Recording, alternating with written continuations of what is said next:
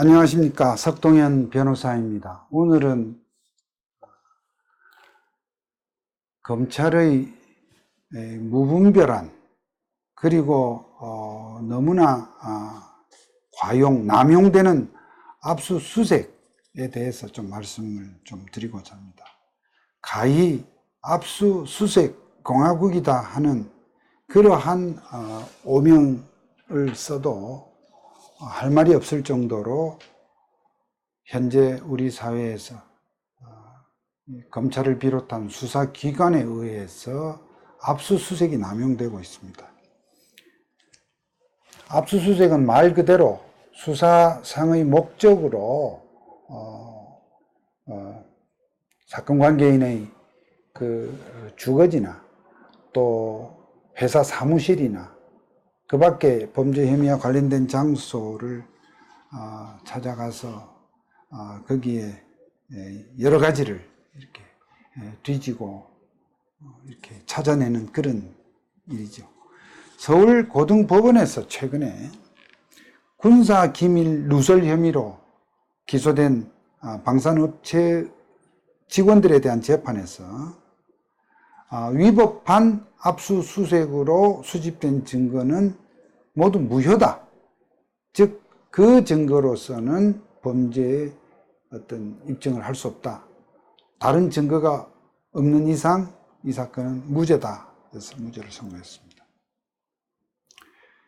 기무사가 수사를 하면서 범죄 혐의와 무관한 그런 자료들까지 통째로 가져가서 그 자료를 토대로 원래의 수사 대상이었던 혐의 대신에 다른 혐의를 캐내는 속칭 별건 수사를 했다는 것입니다.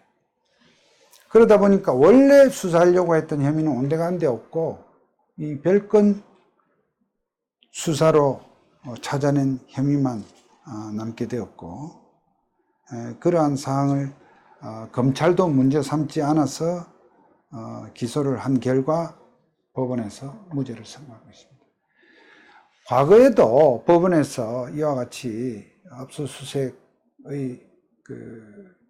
불법한 압수수색으로 인한 그런 증거를 채택하지 않음으로써 무죄가 선고된 예는 이번이 처음은 아닙니다. 그럼에도 불구하고 최근에 이와 같이 무죄가 선고된 것을 계기로 한 번 더 이 문제를 짚어보고자 합니다. 최근에 제가 접한 사례 두어 가지를 또 함께 말씀을 좀 드리고 싶습니다. 한 가지 사건은 이미 만인에게 공개된 사건이기 때문에 제가 이름을 거론할 수밖에 없는데, 작년 겨울에 기억하실 겁니다.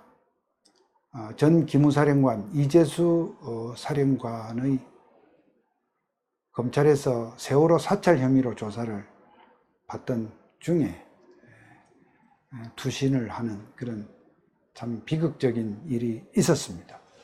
그때 이재수 사령관이 검찰에 의해서 영장이 청구됐다가 기각이 되어서 구속이 되지 않았음에도 불구하고 영장 기각된 지 며칠 후에 그러한 극단적인 선택을 해서 그야말로 온 국민이 충격과 비통한 마음을 가졌습니다. 그때에 이재수 사령관의 변호를 맡았던 저로서 왜 이재수 사령관이 그런 참 비극적인 그런 투신을 했을까? 이재수 사령관이 느꼈던 여러 가지 수사에 대한 참 정말 수사 받을 일도 아닌 사법권에 의해서 이렇게 어떤 수모를 당할 이유가 없는 그런 기무사령부의 업무 수행을 놓고 세월호 사찰 혐의로 조사를 받은 그 자체도 엄청난 참 분노와 또 이 안타까움 있었지만 그 과정에서도 몇 가지 이재수 사령관으로 하여금 그야말로 좌절감을 갖게 만든 일들이 있었는데 그것이 바로 압수수색이었습니다. 검찰에서 아들의 집을 압수수색한 일이었습니다. 사령관의 4년 전 기무사 사령관 재직 시 업무 수행과 관련해서 조사를 함에 있어서 도대체 직장에 다니는 아들 집은 왜 압수수색을 하는 것입니까? 그뿐만이 아닙니다. 그 외에도 이 사령관이 전역 후에 예비역 장성들이라 할지라도 전역 후에 자기의 생업을 또 찾아야 되지 않습니까?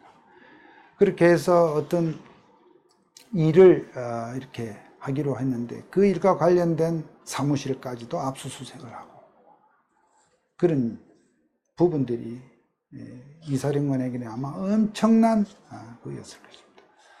또 다른 사례로서 제가 들은 바에 의하면 어떤 검찰청에서 수사를 함에 있어서 피의자에 대한 수사를 하는 과정에서 시집간 딸네 집을 아침에 가서 수색을 했습니다. 제가 여기서 다 사건 내용을 말씀드릴 수는 없지만 적어도 그 아버지의 직장 내 비위와 관련해서 시집간 딸이 도대체 무슨 관련이 있습니까?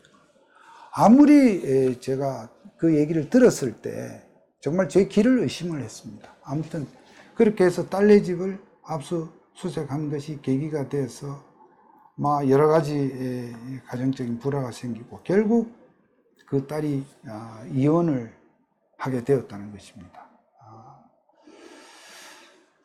이런 일은 우리가 알려지지 않아서 그렇지 비일비재할 것으로 봅니다. 그러니까 압수수색을 하러 간 사람들은 이것이 단순한 직무수행이다 생각할지 모르지만 압수수색 대상지의 선택이나 또 방법에 있어서 누가 보더라도 이것이 그렇게까지 압수수색할 만한 어떤 객관적인 합리적인 그런 필요성이 있어 보이지 않은 곳까지 이렇게 하는 것은 왜 그러는 것이냐. 결국 이렇게 함으로써 피의자를 사건 관계인의 소위 혼을 완전히 뺀다. 기를 완전히 죽인다. 얼반 죽여놓고 시작한다. 이런 등등의 약간 일반들의 다소 좀 속칭 그런 표현들이 있습니다. 그와 같이 이 압수수색이 너무나 과용되고 난무하고 또 일반 기업에 대해서도 마찬가지입니다. 상장 기업이랄지 그 밖에 대외적으로 좀 지명도가 있는 그런 기업들에 대해서 한두 번이 아니라 그냥 어떤 사건을 수사하는 과정에서 한 업체에 대해서 십수회까지 이렇게 사법 기관에서 압수수색을 하는 그런 예들을 우리는 쉽지 않게 이렇게 예를 찾을 수가 있습니다. 또 이런 압수수색을 하는 과정에서 원래는 증거를 찾아야 하는데 증거를 찾는답시고 나간 압수수색에서 자료를 다 쓸어오다시피 하다 보면 거기서 또 새로운 어떤 조사거리, 혐의거리를 찾아내고 또 경우에 따라서는 어떤 아주 개인 사생활이나 기업의 어떤 내부 자료 같은 그런 것을 가지고 상대방을 압박하는 수단으로도 이용하고 이것이 수사기관으로서는 수사상 불가피한 그런 과정이고 절차다 이렇게 하겠지만 그것은 전적으로 수사기관 편의주의적인 그런 사고방식입니다. 이제 우리 사회도 개인소득이 3만 불을 넘고 세계 경제 무역 규모가 세계 10위권의 그런 선진국으로 이렇게 발돋움하고 있습니다. 이러한 좀 선진화된 그런 시대에 살고 있는 우리 입장에서 본다면 이와 같이 검찰이 법에 권한이 있음을 토대로 해서 이와 같이 압수수색을 정말로 남용하고 하는 이런 부분은 너무나 구시대적이고 퇴행적이다, 이런 생각을 합니다. 현재의 검찰총장, 이제 곧 임기 교체기에 있습니다만, 현재의 검찰총장이나 또 새로 지금 검찰총장의 지명을 받은 후보자의 경우에 검찰의 어떤 존재의 의미, 또 국민들로부터 존경과 사랑은 못 받는다 하더라도 국민들로부터 검찰권 행사에 대해서 최소한의 신뢰, 신망이라도 얻고자 한다면 정말 이런 압수 어떤 수색에 있어서의 획기적인 그러한 업무 개선이 필요하다, 이렇게 생각합니다. 이 수사를 통해서 많은 사람을 구속하는 것만이 능사가 아닙니다. 우리가 9명의 범인을 놓치고 99명의 범인을 놓치는 한이 있더라도 무고한 죄인을 만들어서 안 되듯이, 이러한 압수수색이 어떤 수사의 실적, 수사의 성과에 급급하여 이렇게 무분별하게, 그야말로 이것이 법조에 주어진 권한이고 법원에서 영장을 받았으니 할 수 있다는 그러한 안일함을 이제 좀 내려놓아 주기를 간곡히 요구를 합니다.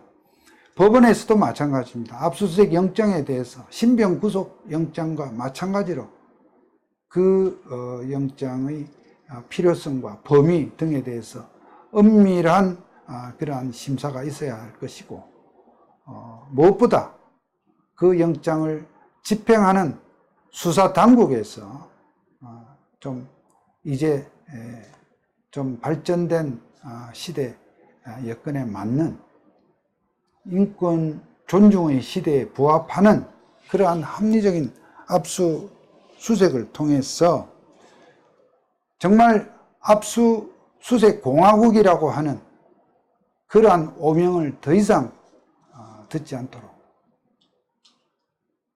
모든 수사기관 종사자들, 특히 검찰의 인지부서 우리 수사 검사들에게 강력히 좀 당부를 좀 드리고자 합니다.